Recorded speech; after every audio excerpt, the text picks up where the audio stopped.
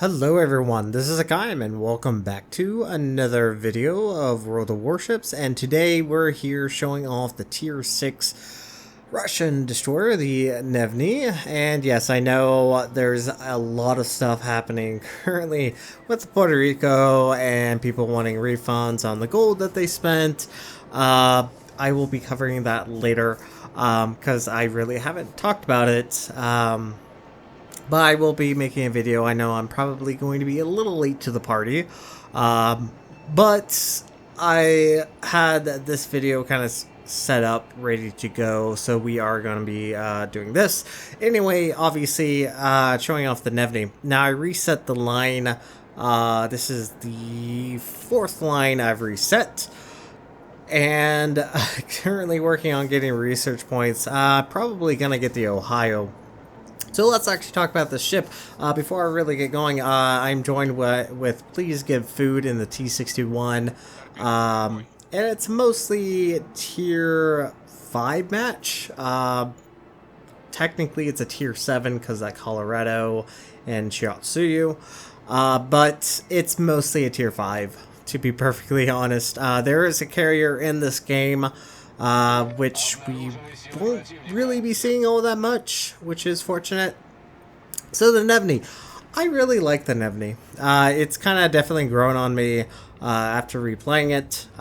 It's similar to the Anshan. Major difference between the Anshan and the Gnevy is the fact that its torpedoes is significantly shorter range than the Gnevy.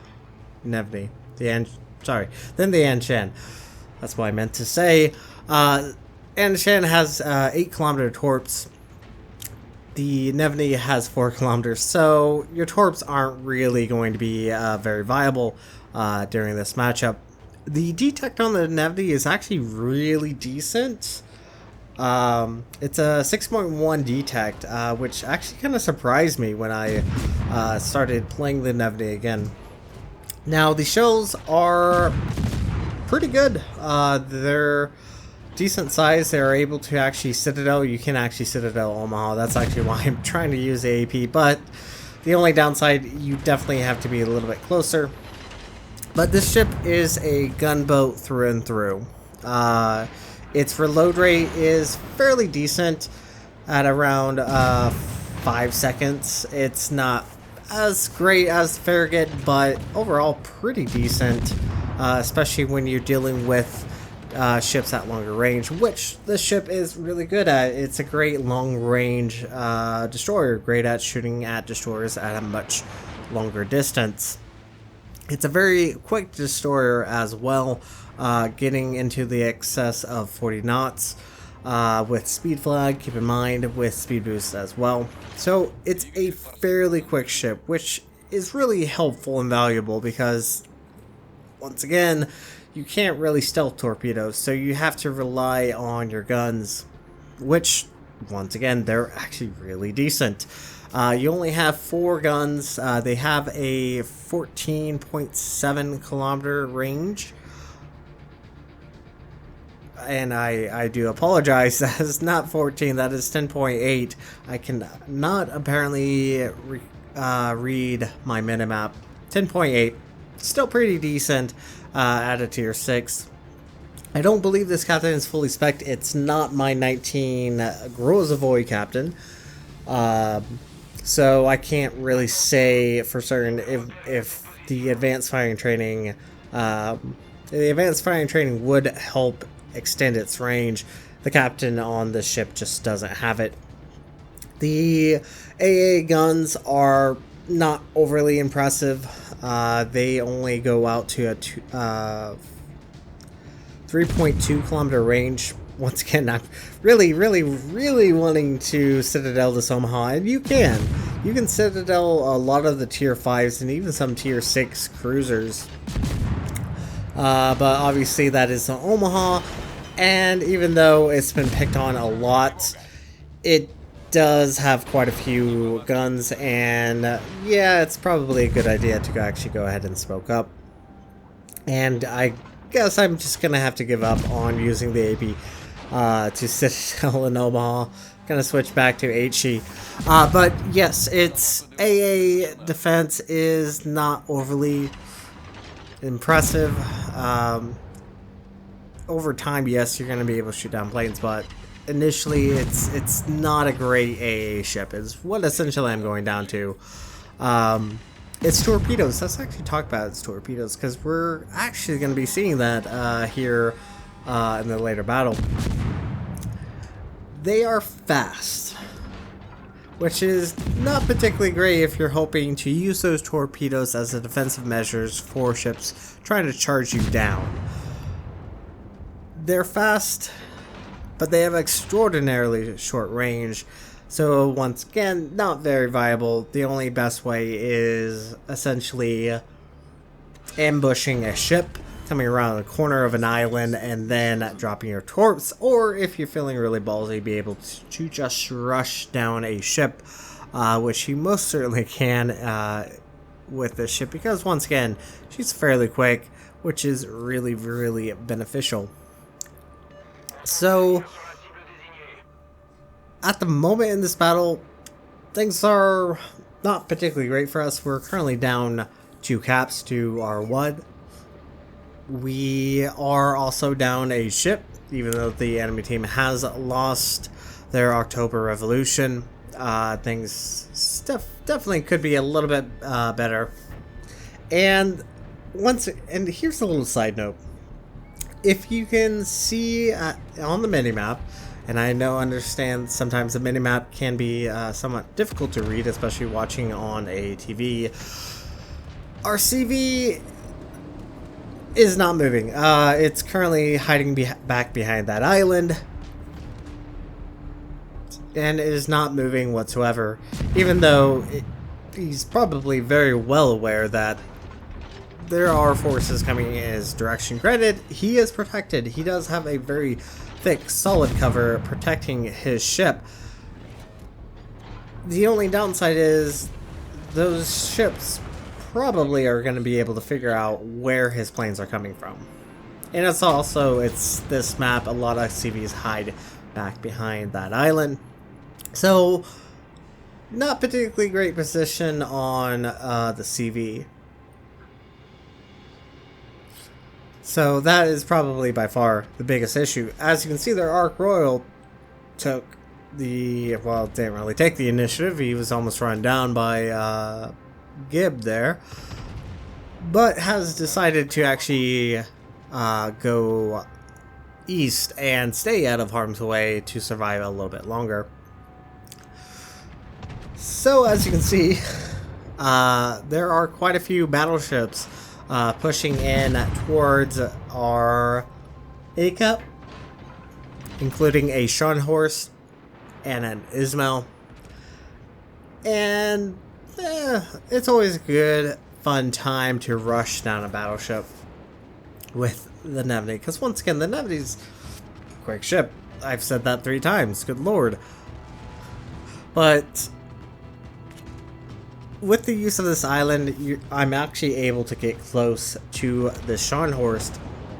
The only downside is the Scharnhorst is going on the east side of this island, and it's going to make difficulty actually torpedoing him. But we are going to do our level best and try to take him out. Now, I kind of make a mistake on this. Because, well, I dropped both racks, and oh yeah, there's an Ismail 2.5 kilometers away, so definitely not a good time.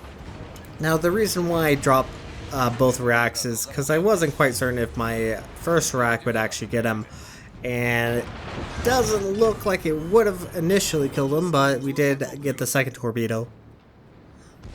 Now the reload on the torpedoes are once again kinda, actually they're not bad.